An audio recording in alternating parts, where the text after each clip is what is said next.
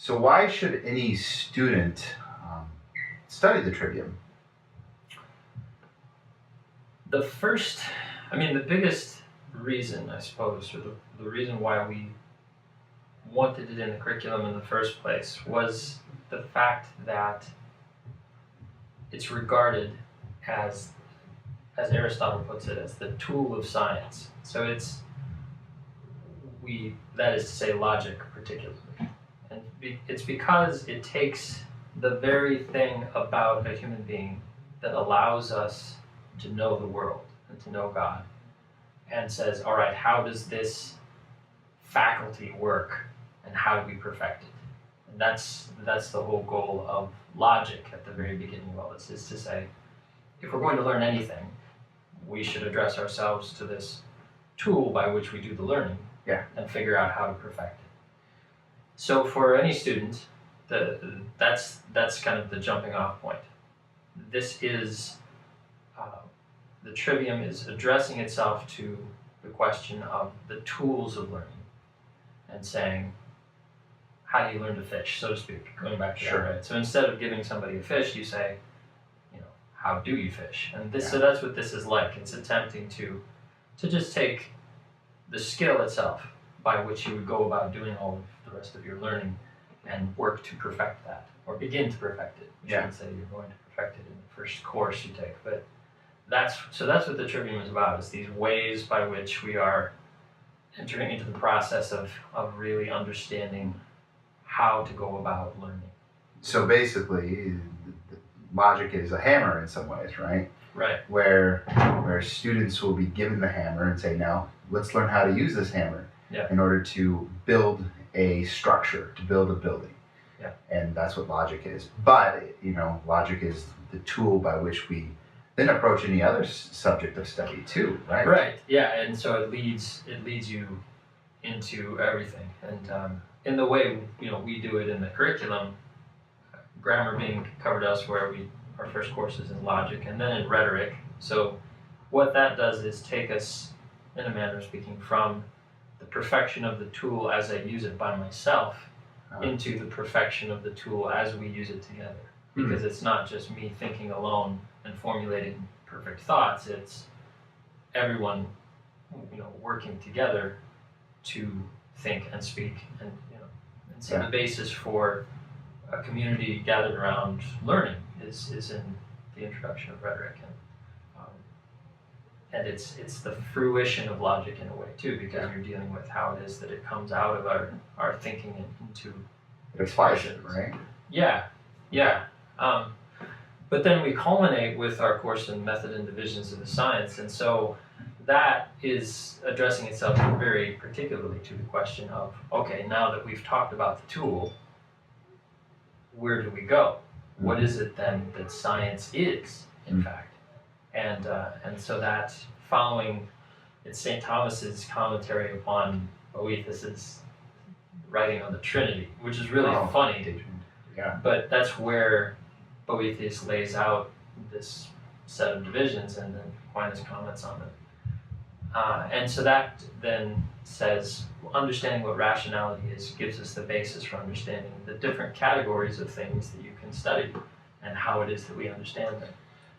And then you lay out, to go back to the hammer metaphor, you're then presented with the superstructure of thought. And that's also one of the defining ways in which the medieval worldview of education and science was so different from the modern one, and is superior to it, is because it sees the structure.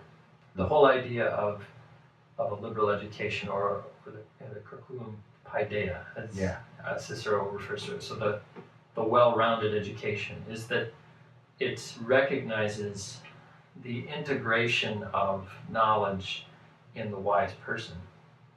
That you have to see the superstructure in order to ground any claim you make in biology has reference to theology, and any claim in theology has reference to biology and math and sculpture, arts as well. And so it gives you that opportunity, when you come at it from the basis of logic and rhetoric, to really lay out in that systematic way the the superstructure of knowledge, and then see how the different parts. So the idea of science is completely different in some sense than the way the word's used today. It is, yeah. It's not one of these specific disciplines that are that we commonly pursue in educational systems like biology, chemistry, physics. Right. This is about knowing and knowledge itself. Scio, the Latin, right? Yeah. I know. Scire, to know. Yeah. It distinguishes so far, and Aristotle defines it as a knowledge through causes, or an explanation that fulfills the mind. And so the problem with modern science is that it too frequently, or any kind of splitting off into these disciplines, is that it can't give any account for questions like, well, how do I know that there's anything? Well, why is it of value to study what I'm studying? What are the first principles that I presume in studying this particular discipline? And even the question of whether or not there is such a thing as explanatory knowledge, or knowledge through causes. Some sciences fall so far into certain kinds of error that they would say that that's not what science is at all. It's not interested in explaining anything. It's just the mass of data and the allocation of it. So that is an irrational claim itself. I mean, they're using language, they're using logic, they're doing all of the same stuff, but they're refusing to grant that it is that exactly, and that it fits into this larger paradigm. So it does differ in kind of a fundamental way, but in another sense, anybody who's been doing real science, regardless of all of this, is something we've talked about recently, regardless of the philosophical trends of the moment, when they're doing real science, observing, thinking, hypothesizing, proving, that is the very same thing. Yeah. And they're kind of doing it in spite of themselves sometimes. Yeah. But it remains the same basic task or activity. Mm-hmm. So it's really wonderful to see the students come through that and emerge into saying, okay, here's what science needs to be, and here's how it all fits together. Yeah, and I like what you're saying about the connection between knowledge. The connection which helps you understand the essence of a thing and understand what the nature of things are. Yeah. And for example, just take man, right? We are more than biology. Mm-hmm. And so you can't study man purely by studying biology. Right. And so this kind of unites these things under an auspices and a guiding way to accurately look at the world around us, to have knowledge, true knowledge of what things are. Right. Right. And it's hard to do that when you come at it from the perspective of kind of getting each of these discrete disciplines and then trying to talk about how they're united. Yeah. The beauty of this is that it goes to the division by way of the manner in which we come to know, and so you come out of knowledge, sort of looking at knowledge itself in logic, and then emerge into the consideration of the objects of knowledge. And then you have a wherewithal to say, all right, well, here's how these objects differ in this fundamental way.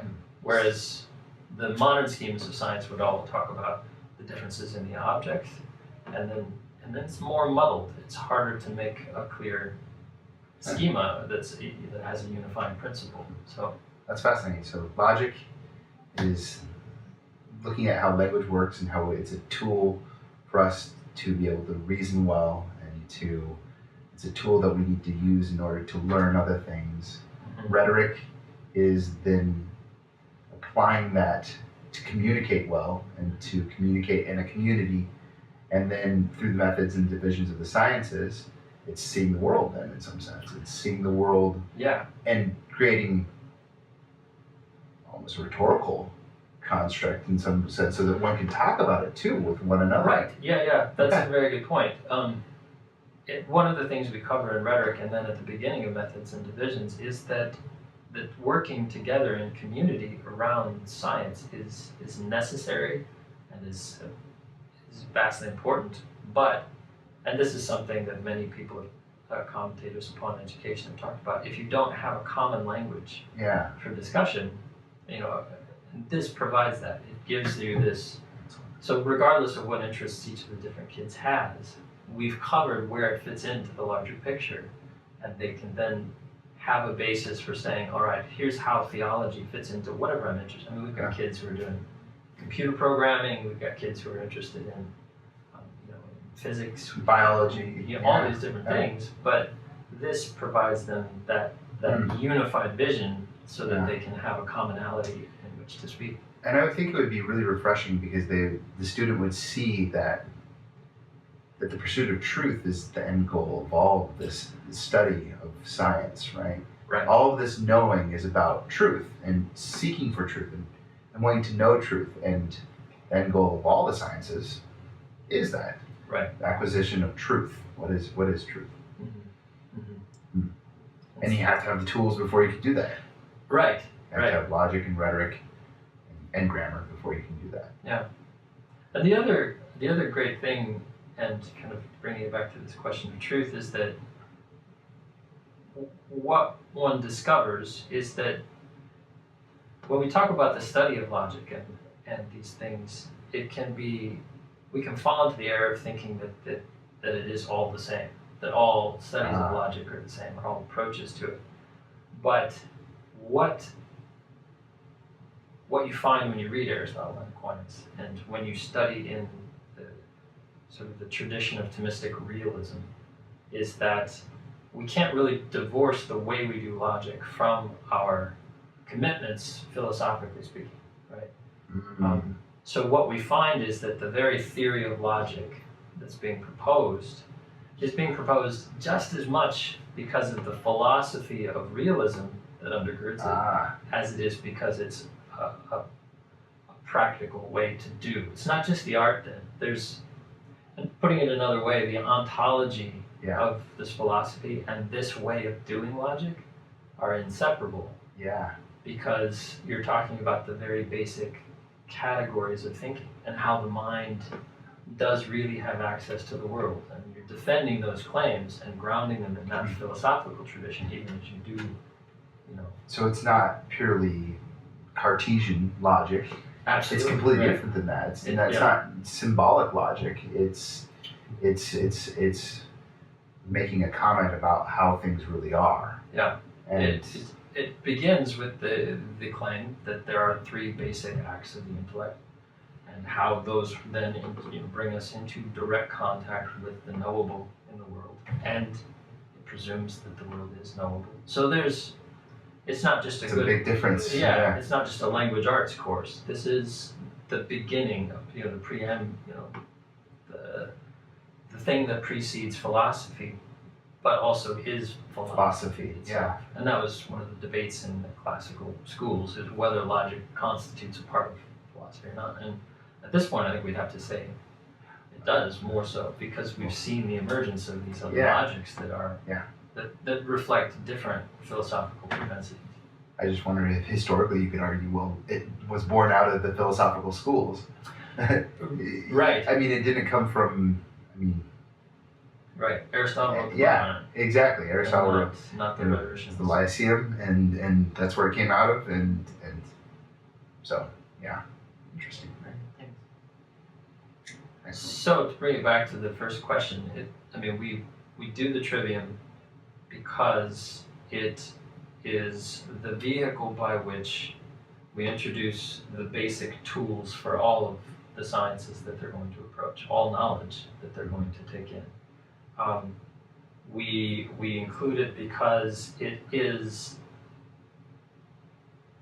in terms of the pedagogy, it follows the model of the systematic presentation of kind of theses to be understood and grasped. So it differs very strongly, but provides kind of a strong counterweight to our Traditio Nostra classes, which have a very open-ended and dialectical approach. It's thesis and defense, and guiding very students. scholastic in that. Exactly. And so so we do it because of that. And then we do it because it is the means by which we begin to introduce them to this Thomistic, realistic, philosophical foundation that will be so important as they move into theology and sciences and understanding those properly. So any student should study logic. Any student should study Aristotelian Thomistic logic, because whether you're going to be a computer scientist, a doctor, medical doctor, or a theologian, this lays the foundation for all study, all Right. further study. And for the pursuit of wisdom, for the for the creation of wise, Christ-loving kids. It's the foundation, it's the groundwork. And that's the true reason, really, right there. Right. that is the reason. Yeah. So the pursuit of Christ. Because it just grounds them in the idea that the truth is the truth, and that you are interested in no set of ideological claims or any such malarkey, that you just want to know the real stuff. Yeah. And that's what we care about. And when we come to speaking and rhetoric, we want to say the truth. Yeah. So it's just these very basic things. Yeah. But it's not then an apologetics kind of approach where you're trying to say, Jesus is the way. Yeah. It's saying, here's what it is to be human. Yeah. And when you get done talking about that, you're left with the question of what is it then that humans are for? And so that really prepares them for the moment when you say, Yeah. here's the answer to the question that this understanding of humanity has posed in your soul. Because the students start to see the traces of the divine Yeah. in the natural world, in themselves, and then they can identify that, and it leads to ultimate truth. So, Right. It acts as that preambula fide, right? Yeah. The things to do before you talk of faith, and that's so all those reasons, it's wonderful stuff, and it's so beautiful to see it at work in students when you don't have to make. There comes a point with most of them where you cease to have to make the argument, right? Sure. Where it is that you just talk about a thing, and then they start to make those connections, and they start to have understanding, is what that is, the emergence of understanding. They make the connections themselves and can formulate without being guided toward it, the reasons to hold X as true or false, and excellent stuff.